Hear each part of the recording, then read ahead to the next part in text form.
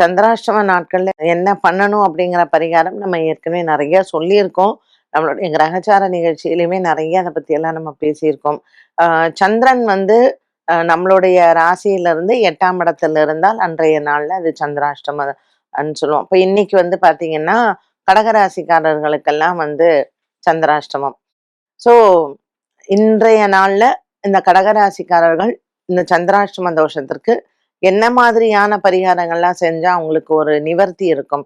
சந்திராஷ்டமம் வந்து பொதுவா சொல்லணும்னா பெருசா எதுவும் பாதிப்பெல்லாம் கொடுக்காது.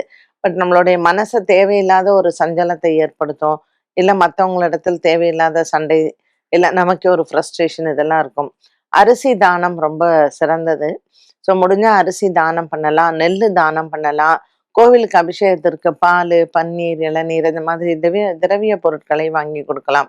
இந்த மனசு சஞ்சலம் ஏற்படாமல் இருக்க கடலோரம் அல்லது நதியோரம், குளம் ஓரம் இருக்கக்கூடிய ஆலய தரிசனங்கள் நமக்கு நல்லது. இது சயின்டிஃபிக்கா என்னன்னு கேட்டீங்கன்னா, ஒரு கடல் ஒரு தண்ணிய நம்ம பார்க்கும் பொழுது, ஒரு பீச் பார்க்குறோம், இல்ல ஒரு நதியோரம் போறோம், இல்ல சும்மா குளத்துல உட்காந்து மீனுக்கு பொறி போடுறோம். இதெல்லாம் வந்து நம்மளுடைய மைண்ட வந்து டிஸ்ட்ராக்ட் பண்ணாது. ஒரு ஒரு காம்னஸ் நமக்கு ஆட்டோமேட்டிக்கா குடுக்கும். ஸோ சாயங்கால நேரத்துல இந்த மாதிரியான விஷயங்கள நம்ம பண்ணோம் அப்படின்னா, அந்த சந்திராஷ்டமத்திற்கான ஒரு நிவர்த்தியாக இதையெல்லாம் நம்ம செய்யலாம்.